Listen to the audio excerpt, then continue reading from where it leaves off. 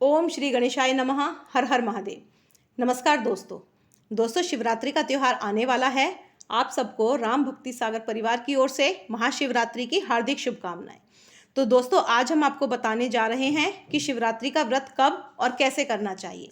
शिवरात्रि दो प्रकार की कही गई है। प्रतिमास की शिवरात्रि को महाशिवरात्रि तथा फाल्गुन मास में कृष्ण चतुर्दशी को महाशिवरात्रि व्रत माना गया है। एक बार सब देवताओं ने मिलकर शिवजी से प्रार्थना की, तब आशुतोष भगवान शंकर ने कृपा करके इस भूतल पर पापों का नाश करने वाला और मोक्ष प्रदान करने वाले शिवरात्रि व्रत को कहा। उसी दिन से यत्न पूर्वक शिवरात्रि व्रत का उत्सव व जागरण आरंभ हुआ है। महाशिवरात्रि व्रत इन सब व्रतों में उत्तम एवं प्राचीन है। इस व्रत को प्राचीन काल में राजा दलीप, नल, नहुष, मानधाता, सगर तथा सत्यवादी महाराजा हरिश्चंद्र आदि ने भी किया, ऐसा पुराणों में प्रमाण मिलता है। साथ ही अरुंधति, सीता, सावित्री, सरस्वती एवं गायत्री आदि सती महिलाओं ने भी महाशिवरात्रि व्रत का अनुष्ठान किया था। इसलिए महाशिवरात्रि व्रत के दिन पूरी पूजन विधि के साथ में पूजन करना चाहिए और रात्रि जागरण अवश्य करना चाहिए। महाशिवरात्रि व्रत की पूजन विधि क्या है, अब ये हम आपको बताते हैं। जो लोग प्रतिमास शिवरात्रि व्रत का पालन ना कर सकें, वे केवल एक बार महाशिवरात्रि व्रत विधि पूर्वक कर लें तो उन्हें 12 मासों का शिवरात्रि फल का प्राप्त हो जाता है। चारों वर्णों के लोग और स्त्री पुरुष सब इस व्रत के अधिकारी हैं। महाशिवरात्रि के दिन प्रातःकाल उठकर सर्वप्रथम शिवजी का ध्यान करें। तत्पश्चात नित्य क्रिया से निवृत्त होकर स्नान आदि करें और भस्म त्रिपुंड लगाकर रुद्राक्ष की माला धारण करके संकल्प करें। उस समय पूर्वाभिमुख बैठकर यह मंत्र पढ़ना चाहिए। शिवरात्रि व्रतम होतत् करिष्ये अहम महाफलम निर्विघ्नमस्तु ये चात्र त्वत्प्रसादा जगतपते। इसके पश्चात रुद्राष्टाध्यायी के वैदिक मंत्र शिव सहस्त्र नाम, शिव महिमा स्तोत्र या शिव चालीसा जिसका भी शुद्ध पाठ कर सकें करें। यदि पाठ में ओम नमः शिवाय इस मूल मंत्र का उच्चारण भी करें तो भी पर्याप्त है, अर्थात जितनी सामर्थ्य और श्रद्धा हो उतना पाठ कर लें। फिर धूप, दीप, नैवेद्य और बेलपत्र से पूजा करें। उस दिन का उपवास रखें। जो लोग असमर्थ हों, व्रत उपवास ना कर सकें, वे कम से कम रात्रि जागरण तो अवश्य कर लें। जो शिवरात्रि के दिन पूजा करते हैं वे साक्षात शिव रूप बन जाते हैं। रात्रि जागरण में रात्रि के चारों पहरों में शिवलिंग की बेलपत्र एवं जल से पूजा करें। शेष समय शिव कीर्तन एवं भगवान शंकर के ध्यान में व्यतीत करना चाहिए और ओम नमः शिवाय का जाप करते रहें। तो आइए महाशिवरात्रि व्रत कथा आरंभ करते हैं। भगवान शिव की महिमा सुनकर एक बार ऋषियों ने सूत जी से कहा, हे सूत जी, आपकी अमृतमयी वाणी और आशुतोष भगवान शंकर की महिमा सुनकर तो हम परम आनंदित हुए। हमें कोई शिवजी से संबंधित उत्तम व्रत की कथा सुनाकर विस्तार पूर्वक कहिए।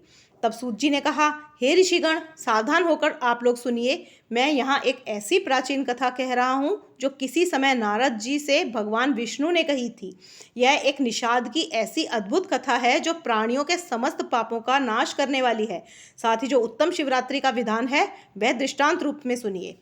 प्राचीन काल में गुरुद्रह नामक एक भील था जो व्याघ्र का कर्म किया करता था। वह भील महाक्रूर एवं बलवान भी था। वह प्रतिदिन वन में जाकर मृगों का शिकार करता था और अपने परिवार का पालन पोषण व्याघ्र वृत्ति द्वारा किया करता था। साथ ही घोर वनों में छिपकर चोर डाकू का कर्म भी किया करता था। किसी समय दैवयोग से सुंदर महाशिवरात्रि तिथि आ गई, परंतु उस मूढ़ दुरात्मा को इसका पता ना था। वह अपने कुकर्म में व्यस्त उस घोर जंगल में ही मस्त रहा। तब उसी शिवरात्रि वाले दिन उसकी माता, पिता एवं स्त्री ने भूख से तड़पते हुए उससे कहा, अरे वंचर, हमें भोजन दो, आज तो घर में कुछ भी आहार नहीं है। बार बार इस प्रकार प्रार्थना करने पर वह व्याघ्र धनुष बाण लेकर शीघ्र ही वन में मृगादि पशु पक्षियों के शिकार के लिए निकल पड़ा। चारों ओर वन में घूमने पर भी उसे दुर्भाग्यवश कोई शिकार हाथ ना लगा। इसी प्रतीक्षा में संध्या हो चली। जब सूर्यास्त होने लगा तब वह बड़ा दुखी एवं चिंतित हो गया।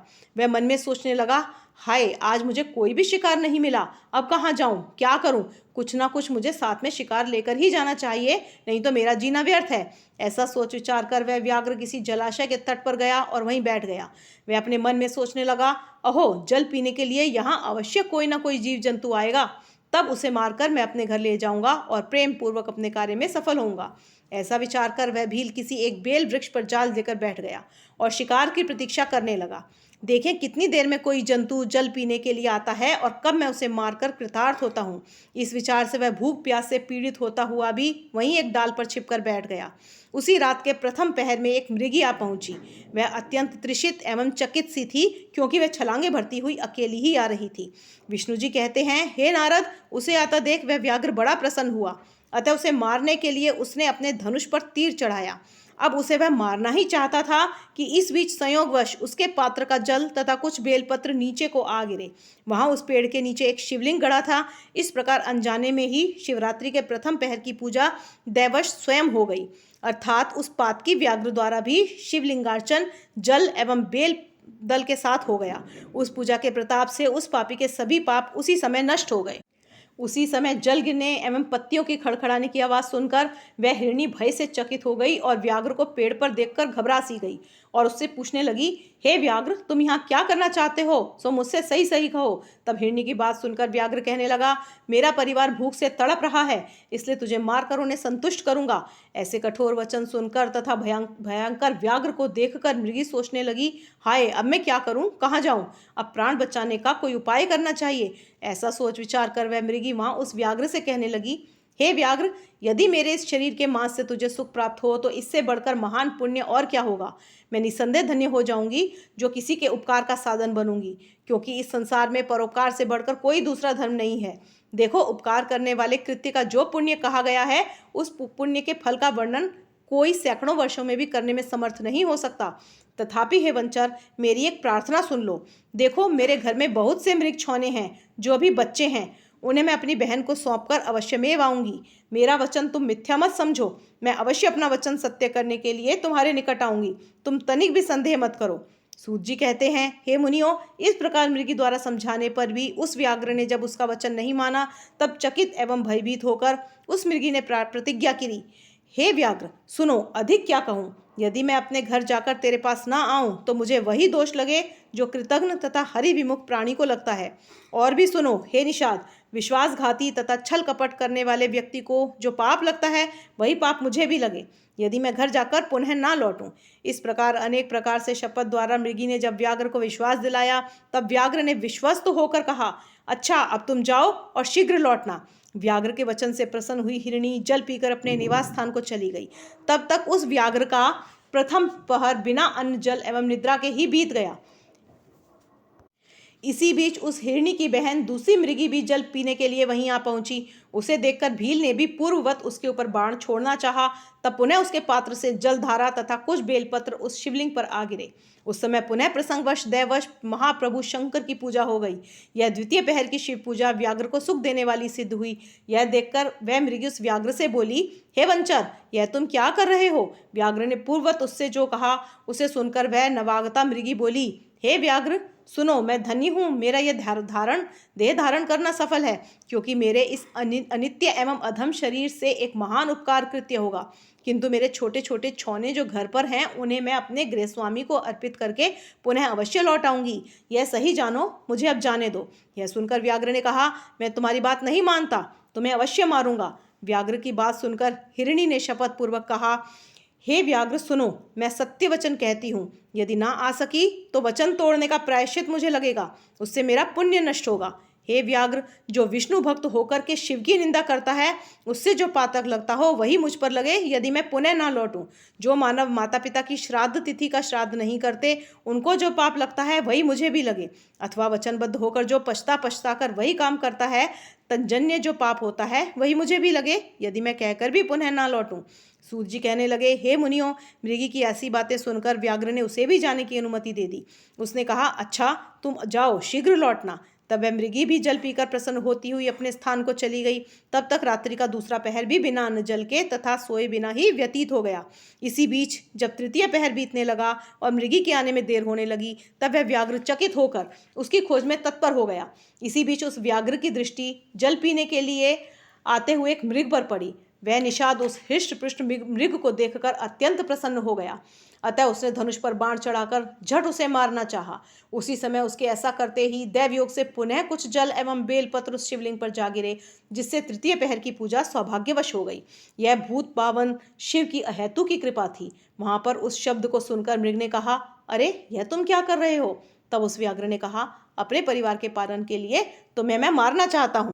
सूत जी ने कहा, हे मुनियों, व्याघ्र की बातें सुनकर वह प्यासा मृग चिंतित होकर उस व्याघ्र से इस प्रकार कहने लगा, अहो, मैं आज धन्य हूँ जो मेरा यह पुष्ट शरीर संसार की तृप्ति के लिए काम आएगा, क्योंकि जिसका शरीर परोपकार में न लगा उसका सारा जीवन व्यर्थ ही हो गया।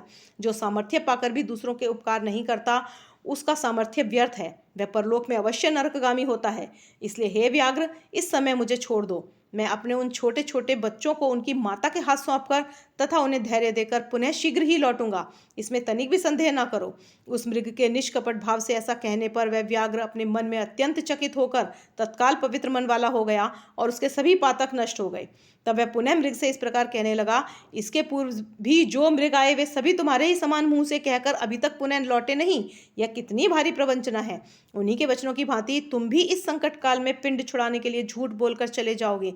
तब हे मृग, भला तुम ही बताओ मेरी आजीविका कैसे चलेगी, क्योंकि मेरे कुटुंबी भी भूख प्यास से घर पर तड़पते होंगे। तब मैं कैसे विश्वास करूं? यह सुनकर मृग ने कहा, हे वंचर सुनो, मैं सत्य कहता हूँ, मिथ्यावादी नहीं हूँ।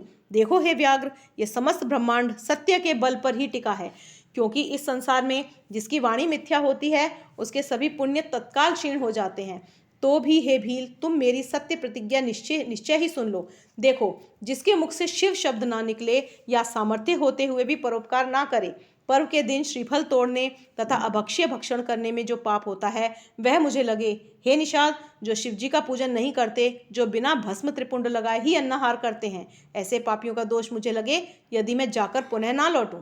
सूत जी कहते हैं, हे मुनियों, मृग की सत्यवाणी सुनकर व्याघ्र ने उससे भी कहा, अच्छा जाओ, पर शीघ्र ही लौट आओ। यह सुनकर मृग ने वहां जल पिया और चल दिया। मृग ने आकर व्याघ्र का वचन सबसे कह सुनाया। तब उन सभी मृगों ने आपस में विचार करके एक मत होकर संगठित रूप से अपने स्थान पर ही प्रतिज्ञा कर ली कि सत्य से बढ़कर संसार में कुछ नहीं है। अतः हम लोगों को सत्यापाश से नियंत्रित होकर निश्चय ही वहां जाना चाहिए। तब वे सभी मृग अपने बालकों को वहीं धैर्य प्रदान करके व्याघ्र के पास चलने को तैयार हो गए।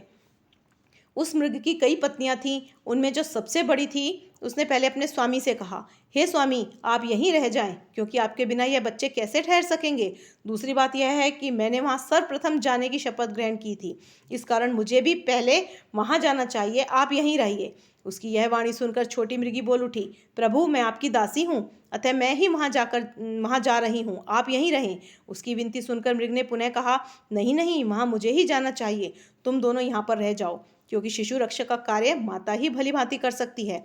अपने स्वामी का वचन सुनकर उन मृगियों ने प्रेम से कहा, नहीं प्रभु, यह भारतीय धर्म मर्यादा के विरुद्ध है कि पत्नी के रहते पति पहले मरे, क्योंकि बिना पति के स्त्रियों के वैधव्य जीवन को धिक्कार है। हम सभी चलेंगे। ऐसा विचार विमर्श करके वे अपने बच्चों को धैर्य देकर तथा उन्हें अपने सहवासी किसी अन्य पशु को सौंपकर सभी वहां शीघ्र चले गए जहां वह निषाद था। उनके चले जाने पर हिरणी के बच्चे भी उनके खुर चिन्हों का अनुसरण करते हुए उछलते कूदते वहां तक जा पहुंचे, क्योंकि उन मृग छौनों ने अपने मन में ठीक ही सोच लिया था कि उनकी जैसी गति होगी वैसी ही हम लोगों की भी होवे। उन मृग झुंडों को देखकर व्याघ्र बड़ा प्रसन्न हुआ, अतः उन्हें मारने के लिए जो ही धनुष पर तीर चढ़ाया, त्यों ही पूर्ववत पुनः कुछ जल एवं पत्ते उस शिवलिंग पर गिर पड़े, जिससे उस रात्रि के चौथे पहर की पूजा अचानक हो गई। इस प्रकार उस व्याघ्र के सभी पातक क्षण भर में जलकर भस्म हो गए, अर्थात वह व्याघ्र अब निष्पाप हो गया।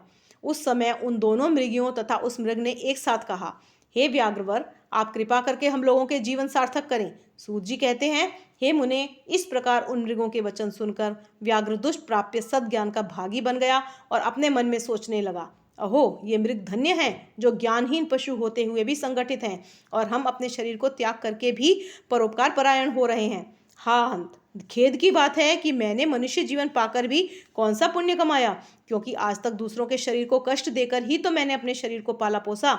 यही नहीं, बल्कि अनेकानेक पापों द्वारा नित्य अपने परिवार का पालन पोषण किया। हाय, जन्म भर अपने किए हुए दुष्कर्मों का कैसा कुफल पाऊंगा। इस समय इस प्रकार चिंता करते हुए मेरे इस जीवन को धिक्कार है। इस प्रकार सद्ज्ञान उत्पन्न होने पर उस व्याघ्र ने अपना बाण एवं धनुष उतारते हुए उस समय कहा, हे श्रेष्ठ मृगगण, तुम धन्य हो, अतः अब आनंद पूर्वक अपने स्थान की ओर जाओ। सूत जी कहते हैं, हे मुनियों, व्याघ्र के ऐसा कहने पर शिवजी ने उस पर प्रसन्न होकर उसके द्वारा अनजाने में भी पूजित अपने सर्वमान्य दिव्य स्वरूप का प्रत्यक्ष दर्शन दिया। उस व्याघ्र को अपने हाथों से स्पर्श करते हुए शिवजी प्रेम पूर्वक बोले, हे प्रिय निषाद, तुम्हारे इस विचित्र शिवरात्रि व्रत से मैं अत्यंत प्रसन्न हूँ, अतः कोई वर मांगो। उस समय वह व्याघ्र भी साक्षात शिव जी के दर्शन से तत्काल मुक्त हो गया और बोला, मैं सब कुछ पा गया। ऐसा कहते हुए शिव जी के आगे उनके चरणों पर गिर गया। तब शिव जी ने भी अत्यंत प्रसन्न होकर गुह नाम प्रदान करते हुए उसे कृपा दृष्टि से देखते हुए अनेक उत्तम वरदान दिए। शिव जी ने कहा, हे निषाद राज, सुनो, आज से तुम श्रृंगवेरपुर में जाकर उसे अपनी राजधानी बनाओ और अनेक प्रकार के दिव्य यथेष्ट दुर्लभ भोगों का उपभोग करो। देखो हे निषाद, निर्विघ्न वंश वृद्धि देवताओं द्वारा भी प्रशंसित है। तुम्हारे तप से पवित्र तेरे घर में किसी समय श्री राम भी निश्चित ही आवेंगे। मेरे भक्तों के साथ स्नेह रखने वाले वे राम आकर तुम्हारे साथ मैत्री करेंगे और मेरी सेवा में आसक्त चित्त वाले तुम अवश्य ही देव दुर्लभ मुक्ति प्राप्त करोगे। सूत जी कहते हैं, हे मुनिवृंद, इसी बीच श्री शंकर जी का दर्शन कर वे सभी मृग तत्काल पशु योनि का परित्याग करके विमुक्त हो गए, अर्थात दिव्य विमान पर दिव्य शरीर से बैठकर वे सभी मृग उसी समय पूर्व शाप से मुक्त होकर स्वर्गलोक को चले गए। उधर पुनः विष्णु भगवान नारद से कहने लगे, हे मुने, वहाँ अर्बुद पर्वत पर शिव जी व्याधेश्वर नाम से प्रसिद्ध हुए, जो दर्शन एवं पूजन मात्र से शिव भक्तों को मुक्ति भुक्ति करके भगवान राम की अनुकंपा से शिव सायुज्य प्राप्त संसार से मुक्ति हो गया। इस प्रकार अज्ञानतावश भी उसने शिव व्रत के प्रताप से यदि सायुज्य मुक्ति तक को प्राप्त कर लिया तो फिर अन्य भक्तों की क्या कथा है। वे तो तन्मय होकर साक्षात शिव स्वरूप ही हो जाते हैं। इसलिए हे मुने, सब शास्त्रों को विचार कर तथा अनेकानेक तीर्थ दान तथा अनेक प्रकार के विचित्र एवं पवित्र यज्ञ भी हैं, सर्वोत्तम व्रत भी हैं। यद्यपि यहाँ अनेक व्रत विधान, अनेक तीर्थ दान तथा अनेक प्रकार के जप तप संयम नियम सभी हैं, तथापि उनमें कोई भी इस शिवरात्रि व्रत के समान नहीं है। यह शास्त्र पुराणों का निश्चित निर्णय है। इसलिए अपनी भलाई चाहने वालों को चाहिए कि इस शुभ व्रत का पालन अवश्य करें, क्योंकि यह दिव्य शिवरात्रि व्रत सर्वदा साधक को मुक्ति भुक्ति देने वाला है। सूत जी कहने लगे, हे ऋषि वृंद, यह कल्याणप्रद शिवरात्रि व्रत मैंने आप लोगों को सुना दिया, जो संसार में व्रतराज के नाम से प्रसिद्ध है। ऋषियों ने पुनः पूछा, हे सूत जी, अभी आपने मुक्ति की चर्चा की है, उसमें क्या होता है और मुक्त पुरुषों की कैसी दशा होती है, यह भी हम लोगों को बताइए। तब सूत जी ने कहा, हे मुनियों, सावधान होकर सुने। मैं कह रहा हूँ, संसार के कलेश को हराने वाले तथा परमानंद देने वाली वह मुक्ति 4 प्रकार की कही गई है।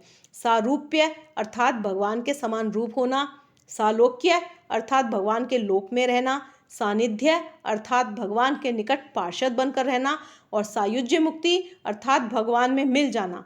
यह चौथी मुक्ति शिवरात्रि व्रत से प्राप्त होती है, जो चारों में उत्तम है। बोलो शिव शंकर महाराज की जय।